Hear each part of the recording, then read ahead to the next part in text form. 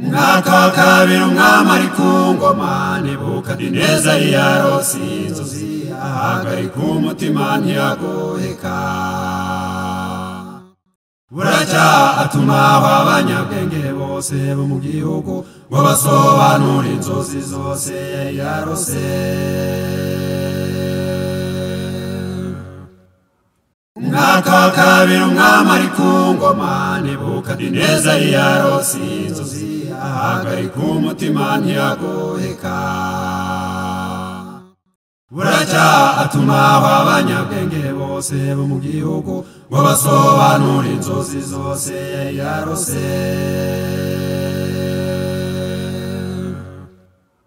Abapfumu ndetse n'abakonikoni, abanyabwenge bose b'i Babuloni, bashyirirwaho itegeko yuko bicwa, habuze n'umwe wasobanura izo nzozi.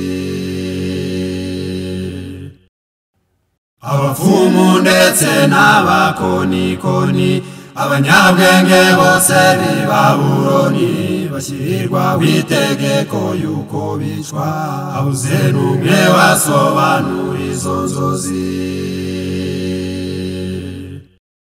Daniyeli ubwo yaramaze kumva ibyo, yasanze umutware w'ingabo aramusaba ngo abwire umwami ko ari buzisobanure. Amaze kuzisobanukirwa aramya umwami uhoraho. Daniyeli ubwo yaramaze kumva ibyo, yasanze umutware w'ingabo aramusaba ngo abwire umwami ko ari buzisobanure.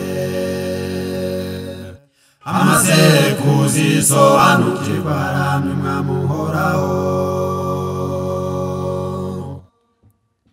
Ubusobanuro bw'icyo gishushanyo Nebukadineza umwami yabonye, bugaragaza uko amami yakuranye kugeza mu minsi turimo y'imperuka.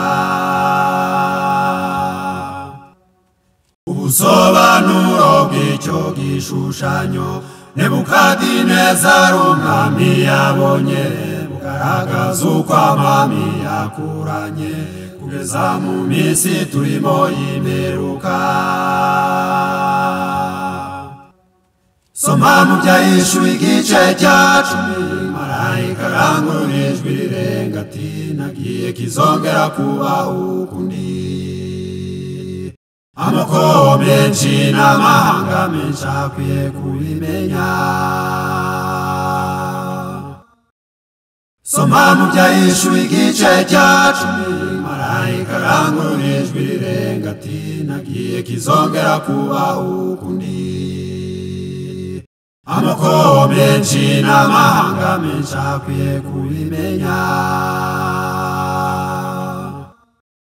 Ubusobanuro bw'icyo gishushanyo Nebukadineza umwami yabonye, bugaragaza uko amami yakuranye kugeza mu minsi turimo y'imperuka. Ubusobanuro bw'icyo gishushanyo Nebukadineza umwami yabonye, bugaragaza uko amami yakuranye kugeza mu minsi turimo y'imperuka.